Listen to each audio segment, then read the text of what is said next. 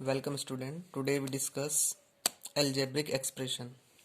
ठीक है, algebraic expression क्या है और कैसे इनको सोल्व किया जाता है, उसी के टॉपिक पे हम जो है आज बात करेंगे।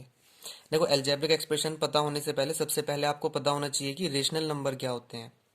ठीक है, क्योंकि इसमें इसकी रिक्वायरमेंट है, इसलिए पहले मैं आपको रेशनल नंबर क्लियर करा देता हूँ।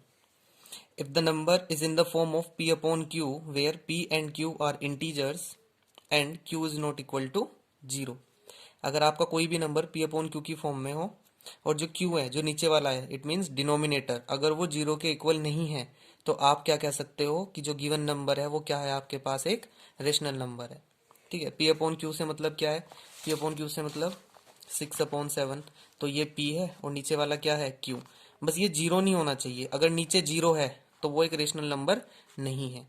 जीरो से अलग चाहे नीचे कुछ भी हो, चाहे ऊपर जीरो हो तो चलेगा, 0/7 ये एक रेशनल नंबर है, ये चलेगा। लेकिन बस जो क्यू है, जो डिनोमिनेटर है, वो जीरो नहीं होना चाहिए। ठीक है, ये रेशनल नंबर की डेफिनेशन होगी आपकी। अब इससे अलग आपको दो चीज का और पता होना चाहिए, एक कांस्टेंट और एक वेरिएबल। कांस्टेंट क्या होते हैं? देखो, वैसे तो न्यूमेरिकल वैल्यू जो होती है, न्यूमेरिकल वैल्यू उसको बोलते हैं हम कांस्टेंट, और जो लिटरल वैल्यू होती है उन्हें बोलते हैं वेरिएबल। ठीक है, न्यूमेरिकल और दूसरा होता है लिटरल। ठीक है, न्यूमेरिकल और लिटरल वैल्यू। लेकिन अगर आप इन दोनों में कंफ्यूज हो तो मैं आपको सीधे शब्दों में बता दूं, जितनी भी आपकी काउंटिंग नंबर होती हैं, जितनी भी गिनतियां होती हैं ना, 1 2 3, वो सब किस में आती हैं, कांस्टेंट में आती हैं। और जितनी भी ABCD होती हैं वो सब किसके अंदर आती हैं, वेरिएबल के अंदर आती हैं। मतलब कांस्टेंट की वैल्यू फिक्स होती है। जैसे मेरे पास 5 रुपए हैं, ठीक है, तो 5 रुपीज मेरे पास हैं, वो 5 ही रहेंगे। ठीक है, वो कभी भी चेंज नहीं होंगे। लेकिन जो एक्स है वो चेंज हो सकता है, इट इज वेरिएबल। ये चेंज हो सकता है कि मेरी जेब में कुछ पैसे हैं। अब अगर देखो, मेरे सामने 4 बच्चे बैठे हैं, ठीक है, मैंने 4 बच्चों को बोला कि मेरी जेब में 10 रुपए हैं। ठीक, अगर मैं उन चारों बच्चों से पूछता हूँ कि बताओ मेरी जेब में कितने रुपए हैं, तो सभी का आंसर 10 होगा, क्योंकि मैंने पहले ही क्लियर कर दिया कि मेरे पास जो है 10 रुपीज है, मेरी पॉकेट में 10 रुपीज है।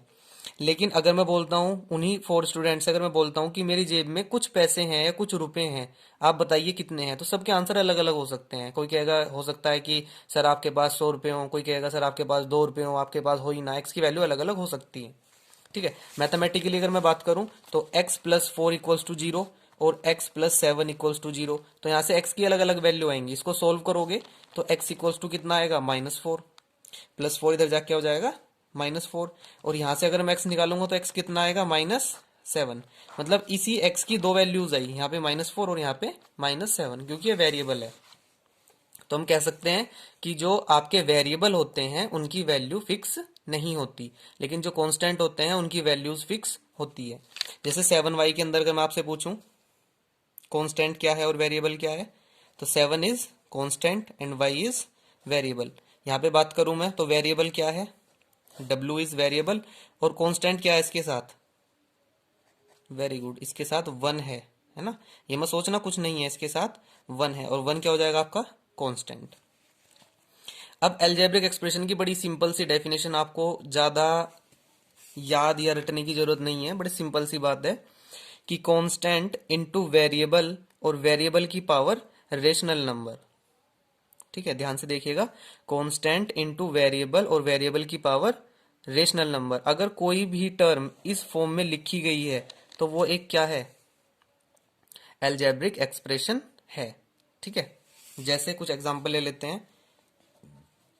4x⁻3, 4 क्या है, कांस्टेंट, x क्या है, वेरिएबल, और 3 क्या है, रेशनल नंबर।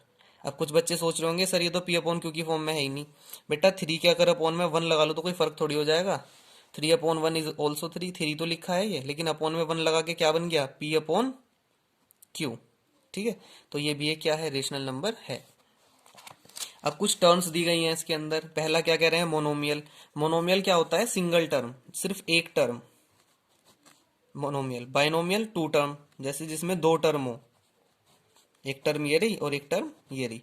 जो ये होते हैं ऑपरेंड, जो ऑपरेंड होते हैं आपके, प्लस हुआ, माइनस हुआ, मल्टीप्लाई हुआ, डिवाइड हुआ, ठीक है, ये चारों क्या है, सेपरेटर है। एक तरीके से आपके टर्म्स को क्या करेंगे, सेपरेट करेंगे। इसमें आपको कैसे पता चल रहा है कि 2 टर्म है या एक टर्म है, इस प्लस की वजह से। ये प्लस आ गया, प्लस से पहले पूरी एक टर्म, प्लस के बाद अगली टर्म, 2 टर्म हो गई।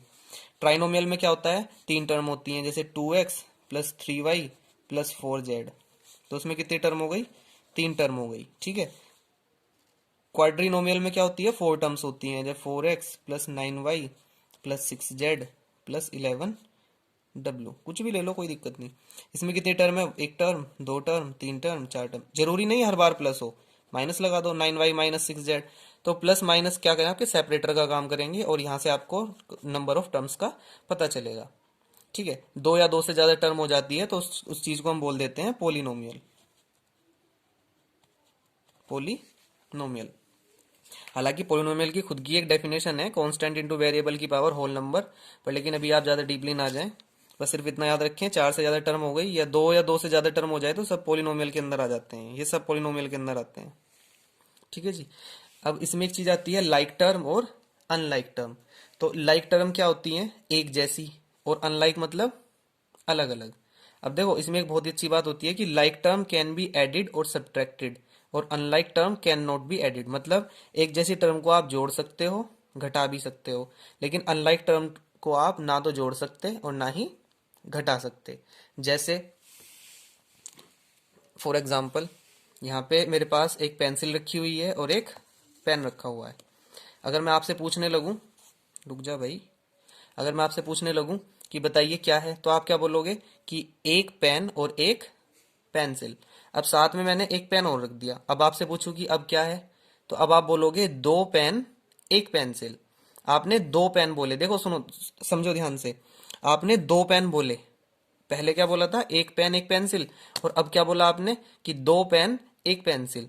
आपने 2 पेन क्यों बोले, क्योंकि दोनों एक जैसे हैं, दोनों पेन हैं, ठीक है ना, लाइक टर्म है, एक जैसी टर्म है, तो आपने इनको दोनों को जोड़ दिया और 2 बोल दिया।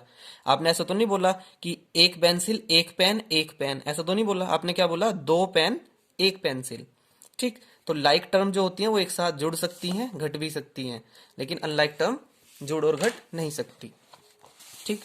जैसे एक एग्जांपल और लेते हैं हम, लेट्स से हमारे पास कुछ सेब रखे हुए हैं, ठीक है, एप्पल रखे हुए हैं, और कुछ संतरे भी रखे हैं, चलिए संतरा ही ले लेते हैं, ठीक है। संतरे रखे हुए हैं और एप्पल रखे हुए हैं, सेब रखे हुए हैं, ठीक।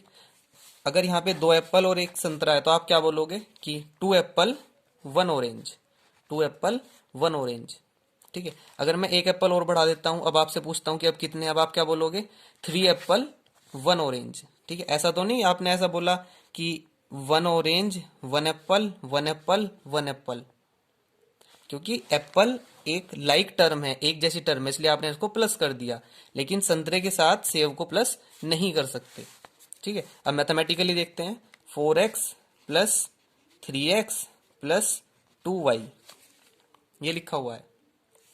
अब देखो 4x और 3x, लेट से मान लेते हैं कि x आपके पास कोई भी एक फ्रूट है, एप्पल ही ले लो, एप्पल ही ट्रेंड में चल रहा है आजकल, एप्पल ही ले लो, तो 4x प्लस 3x। अब देखना जरा, 4 सेव प्लस 3 सेव, और y को आप क्या मान लो, ऑरेंज मान लो, y को ले लो ऑरेंज। अब देखना जरा, 4 Apple plus 3 Apple plus 2 orange, तो इसमें क्या चीज एक साथ प्लस हो सकती है, 4 एप्पल और 3 एप्पल, मतलब टोटल 7 एप्पल, एप्पल जरूर लगा देना पीछे, 7 एप्पल प्लस 2y 2 ऑरेंज। अब इससे ज्यादा ये प्लस नहीं हो सकते, यहाँ पे ये 2 टर्म प्लस हो गई, क्यों हो गई, क्योंकि these 2 terms are like term, ये लाइक टर्म थी, एक जैसी टर्म थी, इनके जो लिटरल वैल्यूज थी, जो इनके वेरिएबल थे वो सेम थे, एक्स एक्स, इसलिए आपने प्लस कर दिया। लेकिन यहाँ पे क्या है, y ये अलग है, तो ये प्लस नहीं होगा, तो सिर्फ आंसर इतना ही रहेगा, ठीक है। अब इस पे बेस कुछ क्वेश्चन करेंगे तो धीरे धीरे जो है चीजें क्लियर हो जाएगी, वीडियो थोड़ी लेंथी हो सकती है। चलिए जी, इसमें एक वर्ड आया है, define degree of a polynomial. अब ये डिग्री क्या चीज है, ये डिग्री क्या चीज होती है जी, डिग्री की बड़ी सिंपल सी बात है, हाईएस्ट पावर, हाईएस्ट पावर किसकी, हाईएस्ट पावर वेरिएबल की। जैसे मैं आपको एक एग्जांपल देता हूं सीधा सा, ज्यादा डिटेल में नहीं जा रहे, हम लिखते हैं 4x स्क्वायर प्लस 7x की power 3x cube plus 9x raise to the power 4। यहाँ पे वेरिएबल क्या है, x है, x है और यहाँ पर भी x है। इनमें सबसे हाईएस्ट पावर क्या है? 2 है, 3 है या 4 है? 4 है ऑब्वियसली। 4 सबसे बड़ा नंबर है, हाईएस्ट है।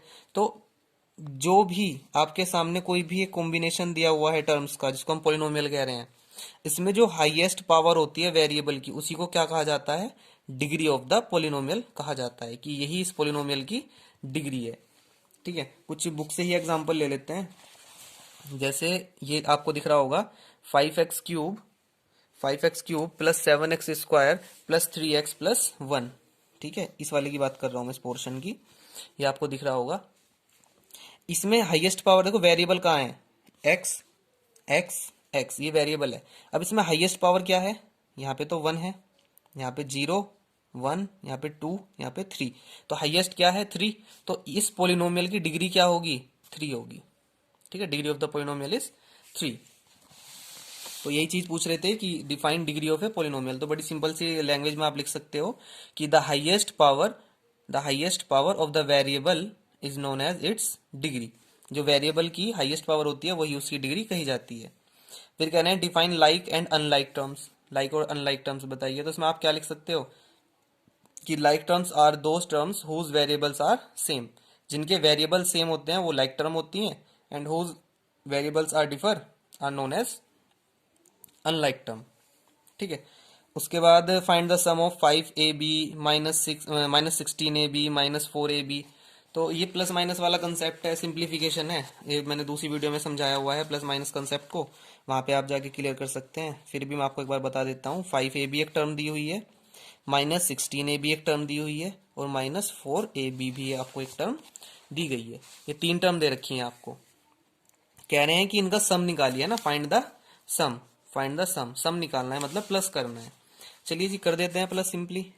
5ab प्लस कर देते हैं किसको? दूसरी टर्म को, माइनस 16ab प्लस कर देते हैं तीसरी टर्म को, माइनस 4ab। एक बात बड़े गौर से सुनिए, जहां भी माइनस दिख जाए, बात सुनिएगा, जहां भी माइनस दिख जाए उससे डरो, माइनस से डरो, सीधा ब्रैकेट के अंदर डाल दो। माइनस वाली टर्म जहां भी दिखे उसे हमेशा ब्रैकेट में रखो, आपको कोई कंफ्यूजन नहीं होगी। ध्यान रखना, कभी भी कंफ्यूजन नहीं होगी। जहां भी माइनस दिखे ब्रैकेट के अंदर डाल दो उसे। ठीक है, अब ये क्या हो गया आपके पास? 5ab प्लस माइनस माइनस, ठीक है, 16ab plus minus minus 4ab। ठीक है जी। अब 5ab, अब देखो इनके वेरिएबल चेक करना एक बार। ab ab ab तीनों सेम है, इसका मतलब ये प्लस भी हो सकती हैं और माइनस भी हो सकती हैं। Minus minus minus minus plus करना है, बात सुनिएगा, माइनस माइनस प्लस करना है। साइन उसका आता है जो बड़ी डिजिट होती है। ठीक है, तो 16 और 4 प्लस करना है, सिर्फ साइन नहीं लगाना प्लस का, प्लस करना है। 16 और 4 20, 20 क्या? ab, 20 ab। साइन उसका आएगा जो बड़ा है। बड़ी कौन है इसमें डिजिट? 4 बड़ी है, 16 ऑब्वियसली 16 बड़ी है, और 16 का साइन क्या है? माइनस। तो क्या आएगा यहाँ पर? माइनस आएगा। अब फिर से आ जाओ नीचे, प्लस माइनस माइनस करना है। सिर्फ मल्टीप्लाई में वही होता है जो आप बोलते हो, प्लस माइनस में सिर्फ करना होता है। प्लस माइनस माइनस करना है, तो माइनस कर दीजिए। 20 में से 5 माइनस कितना बचेगा? 15ab। साइन उसका जो बड़ा है, 5 बड़ा है 20, 20 है, और 20 का साइन क्या है? माइनस। हमेशा साइन डिजिट के आगे होते हैं। 20 का साइन माइनस, 5 का साइन प्लस, यहाँ पे दिखाया नहीं है। ठीक है, अंडरस्टूड होता है। तो माइनस 15ab आपका क्या आ गया? आंसर आ गया। ठीक है, और देखते हैं जिसके अंदर कुछ क्वेश्चंस ट्रू फॉल्स हैं। What is a constant term? Constant term क्या होती है? अरे भैया कुछ भी नहीं, वेरिएबल के साथ जो लगी हुई है वो कांस्टेंट ही तो है। देखना, ये वाई जेड वेरिएबल है, वेरिएबल के साथ 2 क्या है? कांस्टेंट है।